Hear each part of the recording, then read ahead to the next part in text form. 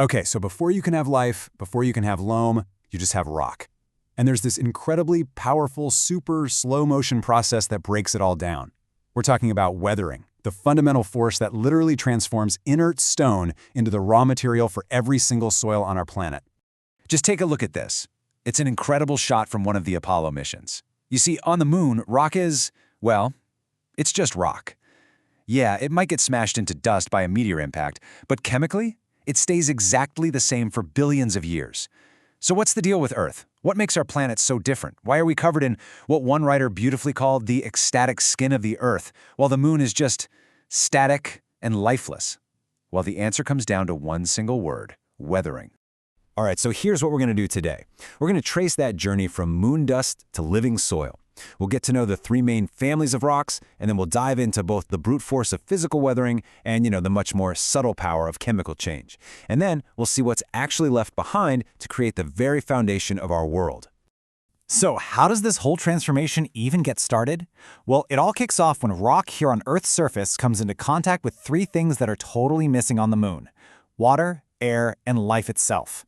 And that interaction, that's what we call weathering. It's the process that turns dead, inert stone into the very foundation for all living soil. And we really have to get our heads around this. This is not a quick process. Not at all. I absolutely love how the author James Michener put it. He called it a slow epic whose beat has been set by eons of the world's experience. I mean, we are operating on geological time here. We're talking about a pace that is so incredibly slow, it's almost impossible for us to even perceive it in a single human lifetime. Okay, so what's the starting ingredient for this whole process? It's the bedrock, right? The rock right beneath our feet. And geologists have a pretty neat way of classifying it into three distinct families. And here's what's so cool about this. These rock families, they aren't static. Not even close. You can see it right here in the rock cycle. They're locked in this constant planetary scale recycling program. It's amazing. You've got igneous rock that gets weathered down into little bits, sediments, that then form sedimentary rock. Then you add some immense heat and pressure, and you can morph either of those into metamorphic rock. And that rock, it can eventually melt all the way back down into magma and start the whole cycle over again. All right, so let's meet the family, shall we? First up, you've got your igneous rocks. These are basically born from fire, right? They cool down from molten magma and form hard crystals like granite or basalt. Then you have the sedimentary rocks. These are the great recyclers of the rock world. They're formed from all the little bits and pieces of older rocks that get cemented together over thousands and thousands of years. Just think about the layers you see in a piece of sandstone. And finally, you have the metamorphic rocks. These are the transformers. Deep inside the earth, immense heat and pressure basically cook and squeeze existing rocks until they become something totally new. That's how you get limestone turning into marble. But here's the thing that's absolutely crucial for our story today. While the Earth's crust as a whole is mostly igneous rock, the surface, the part where we live, where all the life happens, that is completely dominated by sedimentary rocks. A whopping 75% of the Earth's land is covered by them. That means they are, by far, the most common starting point for pretty much all the world's soils.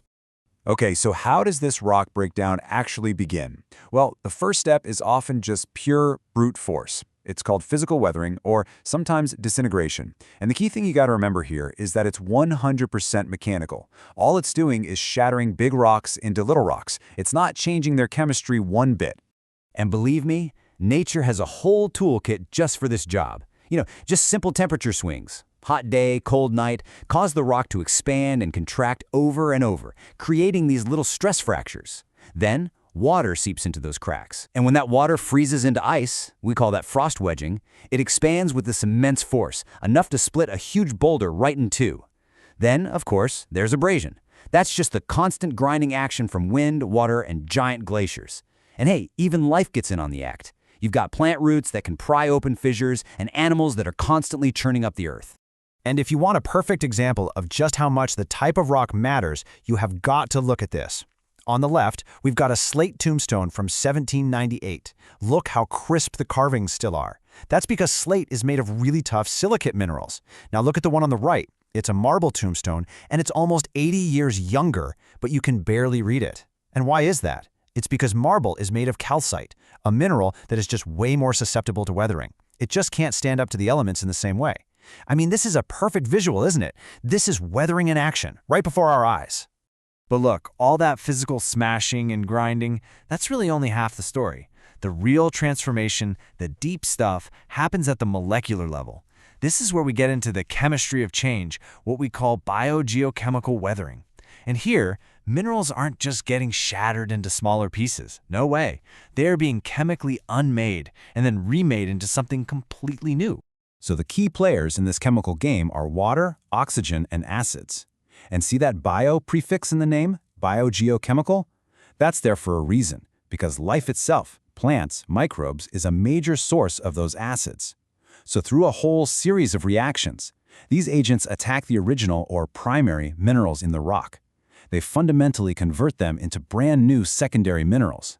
And the most important of these are the clays, which are absolutely essential for healthy soil. Now, one of the most powerful reactions in this whole chemical process is something called hydrolysis. This is a total game changer, especially for the silicate minerals that make up, most of the Earth's crust. So to put it simply, a water molecule literally splits in two. Then, one of its hydrogen atoms forces its way into the mineral's crystal structure, and it kicks out another element, like a potassium ion. And this one simple act of replacement completely destabilizes the original mineral, causing it to fall apart from the inside out. And this is exactly what that reaction looks like on paper. You've got KAlSi3O8, that's a feldspar, a super common mineral. It reacts with water, H2O. And look at the result. First, the original mineral is destroyed and a new clay mineral is formed. And this is the really important part, look what else happens. That potassium ion, the K+, is set free. This is so critical. It shows us that weathering isn't just about destruction. It's also about liberation. It's freeing up the essential nutrients that life needs to survive. All right, let's talk about another big one, oxidation. And honestly, the easiest way to think about this is just rust. It's basically minerals rusting. So when a mineral that contains iron is exposed to air and water, that iron atom loses some electrons. And this tiny little electrical change, going from what we call ferrous iron to ferric iron, that's enough. It's enough to completely shatter the stability of the entire crystal, causing the whole thing to just fall apart. And this reaction here shows exactly that process in action. You've got this unstable ferrous oxide. Let's say it was just released from another mineral that fell apart. It reacts with oxygen and water, and what do you get? You get goethite. Now, goethite is an incredibly stable secondary mineral. In fact, it's what gives so many soils that classic yellowish-brown color you see all over the place. So the original mineral's gone, completely replaced by something brand new and way more resilient. Okay, now these images, these are just stunning. They're from a scanning electron microscope.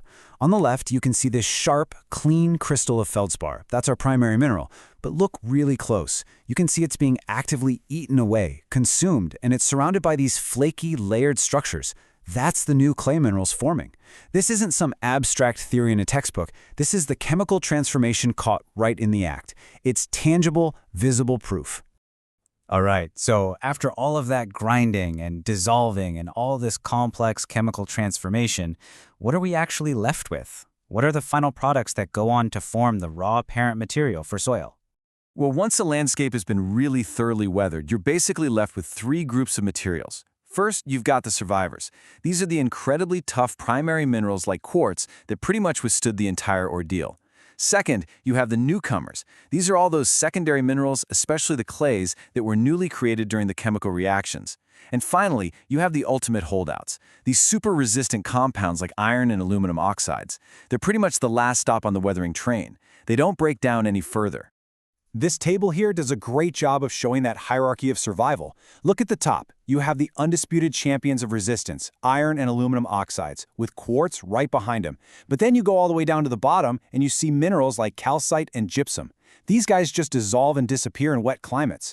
I mean, this one table explains so much about the world around us. It's exactly why our beach sand is almost pure quartz, and it's why limestone caves exist. They form where huge amounts of calcite have been completely dissolved and washed away over eons.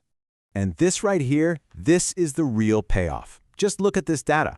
The original rock, let's say it's granite, was full of elements like calcium and sodium. But look at the soil that formed from it. 99% of those elements are gone. Just gone. Completely leached away by water. And what's left behind? The most stable elements, iron and aluminum, have become way more concentrated. This is the ultimate proof that weathering isn't just about making little rocks out of big ones. It is a profound chemical alchemy that literally resorts the building blocks of our planet. So we followed this absolutely epic journey, all the way from solid bedrock to what we call regolith, this complex mixture of mineral parent material that's been pulverized, dissolved, and completely reforged by chemistry. But here's the thing. At the end of this whole process, it's still just a collection of minerals. Which leaves us with one final and absolutely crucial question. What is the spark? What is it that finally breathes life into this material and transforms it into what we know as true living soil?